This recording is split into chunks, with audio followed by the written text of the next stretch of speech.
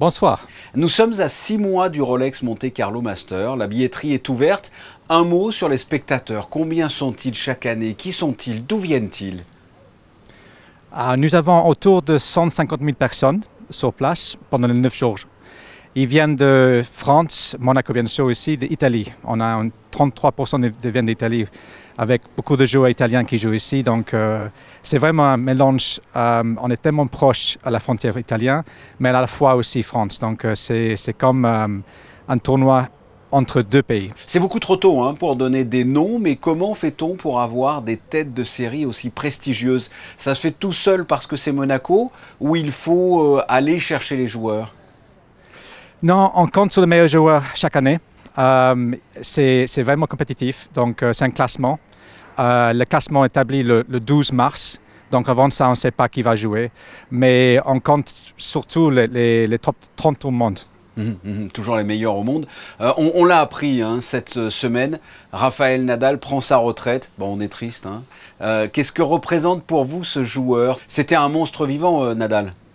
Oui, il est incroyable comme joueur de tennis, avec une carrière magnifique. Ici à Monaco, il a gagné 11 fois, 12 fois si on compte de double aussi. Donc c'est vraiment un master de notre tournoi. En prenant compte qu'il a gagné plus de 92% de ses matchs ici. Donc c'est incroyable. Déjà de penser qu'il a joué 17 fois à notre tournoi.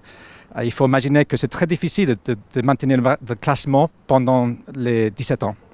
Donc c'est vraiment... Et on pense que le prochain joueur a gagné 3 fois le titre. Donc c'est vraiment un défi incroyable à peut-être jamais répéter. Exact. Comment va-t-on vivre d'ailleurs sans Nadal, sans Federer? On peut arriver à vivre quand on aime le tennis? Oui, alors moi j'ai commencé mon carrière en tennis en 2001. Et tout le monde disait qu'est-ce qu'on va faire sans Andre Agassi, Pete Sampras. Et tout le monde était très inquiet. On voit que le tennis crée des stars. Il faut juste donner un peu de temps. Et moi, je suis très confiant qu'on va avoir des saisons devant nous avec de grands joueurs qui vont gagner de gros titres comme ici à Monaco.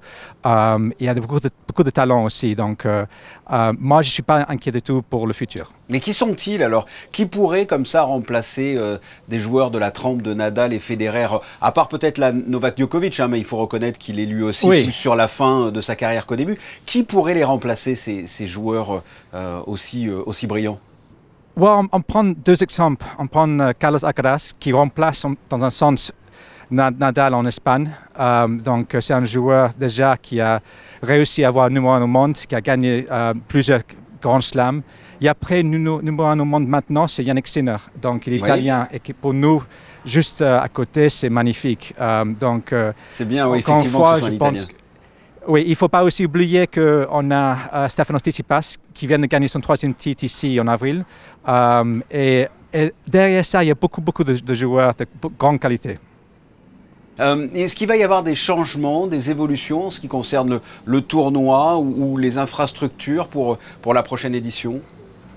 On essaie toujours d'améliorer, donc on a de grands projets en cours, mais ça, on va annoncer ça en février en cours de notre conférence de presse. Ouais, on peut pas, c'est trop tôt pour en parler, c'est ça? Oui, un petit peu. On ne peut pas avoir le scoop. Donc pour finir, comment définiriez-vous le Rolex Monte Carlo Master? Quelle est l'âme de ce tournoi?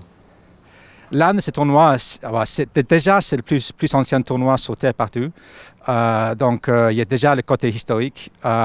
C'est aussi le fait qu'on a ce cadre magnifique en planche sur la mer. C'est parmi le 9 Masters 1000, donc on va trouver le meilleur joueur au monde. Il y a tout ce mélange-là avec notre sponsor titre Rolex et beaucoup d'autres sponsors qui font un tournoi magnifique. On le rappelle, la billetterie est ouverte pour le Rolex Monte Carlo Master qui se déroulera cette année du 5 au 13 avril. David Massé, merci d'avoir répondu à mes questions. Merci beaucoup.